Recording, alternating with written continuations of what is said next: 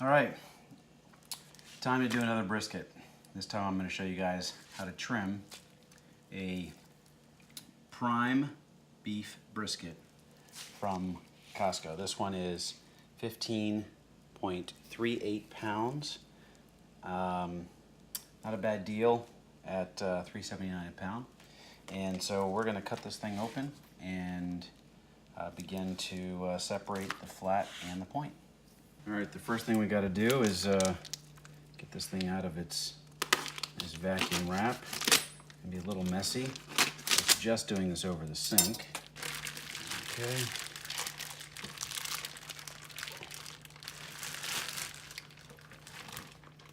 There we go. Put that in there. All right, not too wet. Bring that over to the cutting area. All right, we want to do this as quickly as possible so that it's not sitting out at room temperature for too long.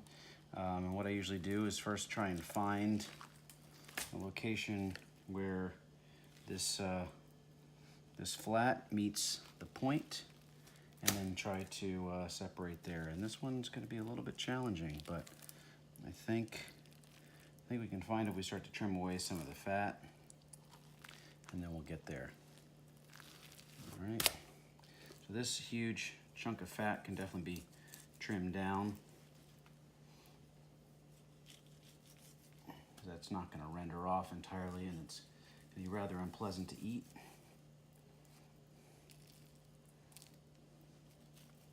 I'm going to leave some of it on, but where it's really hard like this, you don't want to leave much more than, say, half an inch or so.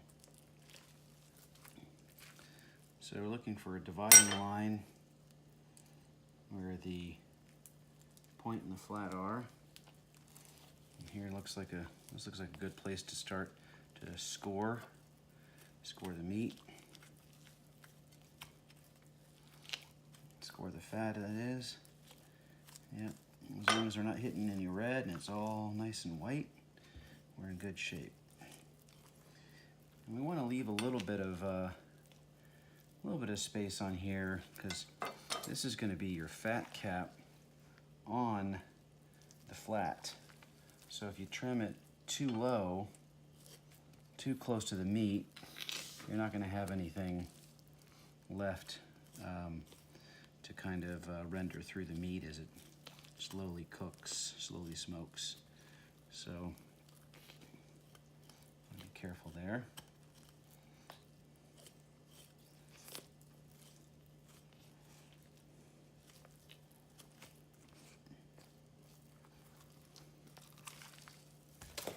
Around. And this is kind of really stringy fat here, so not going to be very pleasant anyway.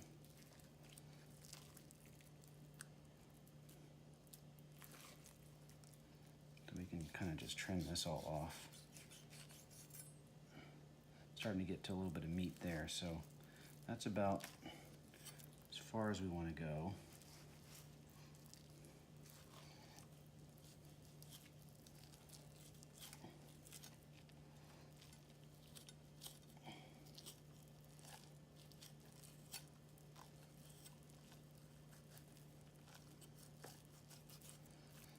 Fat that's in here, that's what we're going to continue to cut through, but stay in the white and you'll be safe.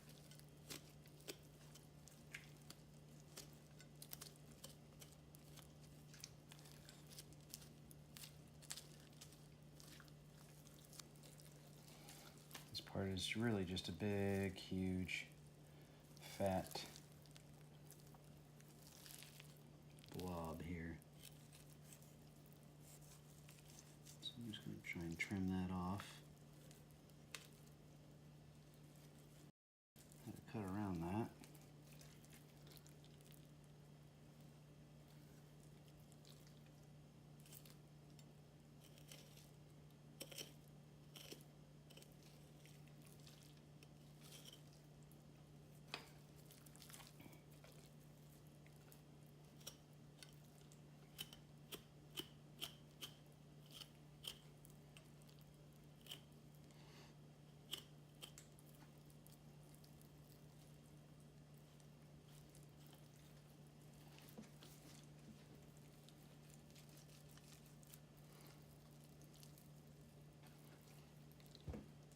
Okay, got the flat in the fridge. Now it's time to try and make something out of this. This is clearly all fat right here. So I'm gonna shave that thin piece off. I mean, we'll have a little bit of something, but I mean, I don't even like that. I don't like this. I don't know what I'm going to do with any of that. That's all fat. This whole thing here has got a lot of fat. No meat in there.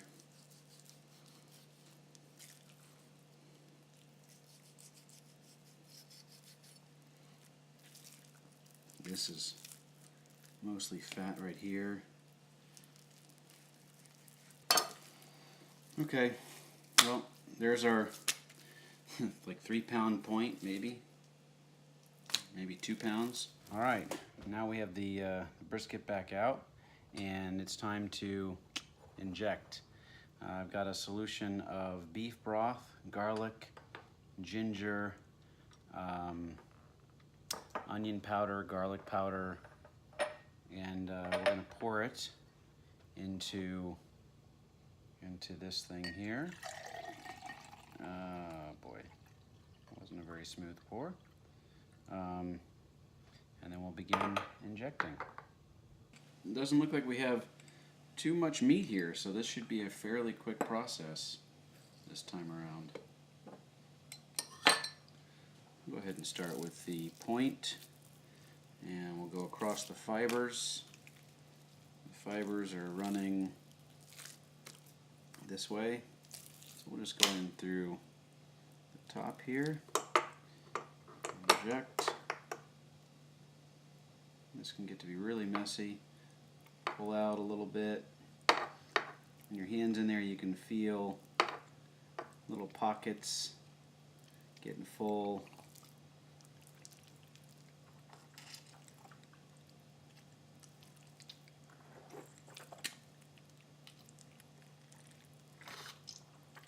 Now this injection marinade, I heated up some beef broth, stirred in some garlic powder, onion powder, a little bit of ginger for a little unique flavor. I like to do some unique things sometimes. And let it sit in the fridge for a while to cool back down. You definitely wouldn't want to inject warm liquid into your cold meat. You want this meat to stay cold for as long as possible, so that you can safely smoke it for a good amount of time. You want to be a little bit more careful when you're doing the flat, that you don't poke through on the other side. Fairly thin flat, so it'll be interesting what kind of results we get out of this one. I think I'm going to save some of this for mopping the brisket or something, because I'm not going to use all of it on this. This really doesn't have a lot of meat in it.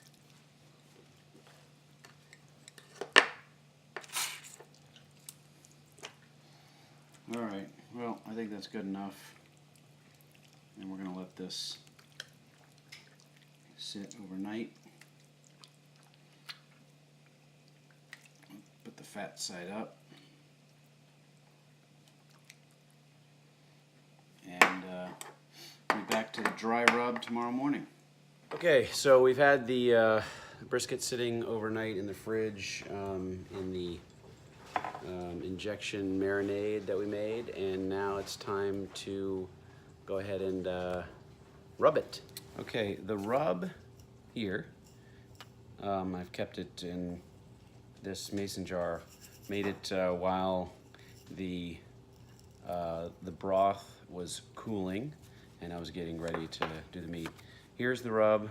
I'll put this, I'll show this on the screen, but it's 5 tablespoons of sugar, 1 tablespoon chilies powder, 2 tablespoons of salt, kosher salt. I usually do like half kosher, half Himalayan salt, some smoked paprika, black pepper, garlic powder, cayenne, ginger powder, cumin, and I add a little bit of coffee bean this time, a little ground coffee bean, a little Starbucks. So we'll put this on. Okay, for this you ideally want to have some gloves so that the rub doesn't stick to your hands and you can get as much of it on the meat as possible. Just put a little in your hand and rub it in there. You want to save as much of this as possible for the meat side. I mean, it's nice to season the fat cap, but it's not going to penetrate the meat, so save more of it for the other side where the meat is. All right, so rewrapped and back in here, and we'll put it in the fridge until it's ready to go on the smoker at about midnight, maybe 2 in the morning. Since the brisket seemed a little smaller than my usual cuts, I decided not to start it until 3 a.m. on my Traeger pellet grill, which I had loaded with 5 pounds of mesquite wood. I placed both the brisket flat and the point fat side up with thermometer probes in both cuts. I set the grill to a smoke, which should give it a temp of about 150 to 180 degrees Fahrenheit, and after about 4 to 5 hours, I turned the temp up to 225 degrees Fahrenheit. I added a blend of apple and maple wood pellets to give it some more fuel, and then I checked it every couple of hours and mopped the surface if it looked dry and as needed. Well, it's kind of a gray, rainy day here, but we're still smoking. Let's take a moment to look at what's going on the Traeger. Looking pretty good. It's just a little beef broth left over from the injection.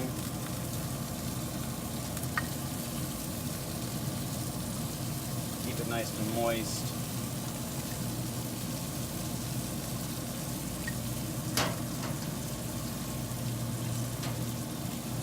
All right. It's been on about almost 10 hours. We'll come back in a little bit. Looks like it's done. It's only about 1 o'clock and the thermometer's already reading 202. So it's time to check and make sure that it's accurate. So we're gonna open up here and take a look. See, it looks pretty good in there. Yeah, got a nice, still nice and moist. It's gotten nice and dark in certain areas. Now we'll take this and probe a few times, see what the temperature readings we get are. It says 206, 207, probably getting a little low in there. 204, and it feels like it's coming out fairly easily. We'll look at the point. Oh yeah, that's like butter. It should feel like it's going in and out like butter. So those are definitely, the point is definitely done. A little bit on the harder side. 199, 198, 199. So yeah, 200, 202. Yeah, this one seems a little, I'd expect it to be a little bit looser for 203 in there, but yeah, it's definitely, I mean, this, yeah, probably at the, through there, 205. So I'm comfortable with that. Go ahead and pull it off and put it in the hot box. Okay, so got a little bit of aluminum foil. We're gonna lay this out and make sure you use your barbecue gloves and we'll be able to pull this thing off.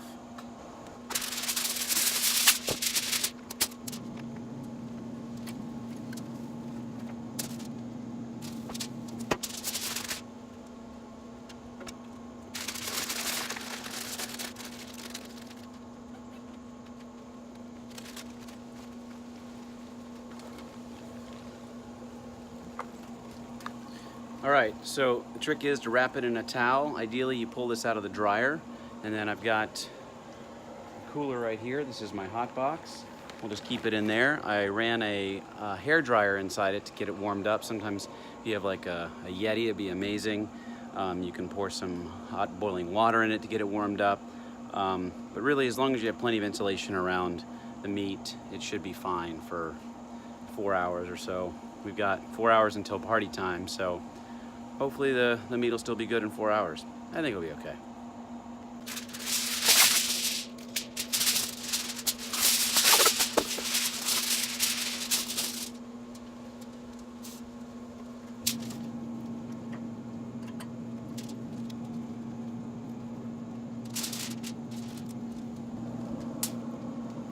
So it looks pretty good.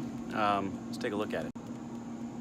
All right, it definitely looks a little smaller than I would like, but we'll get it wrapped up here in this aluminum foil, put it in the hot box, and let those juices come back in and settle before we slice it up in a few hours.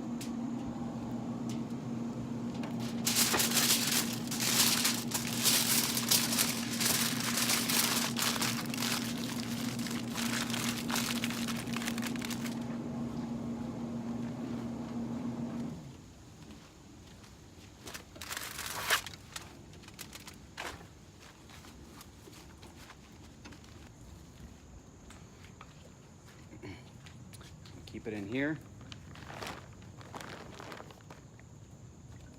That should do it. See you at eating time.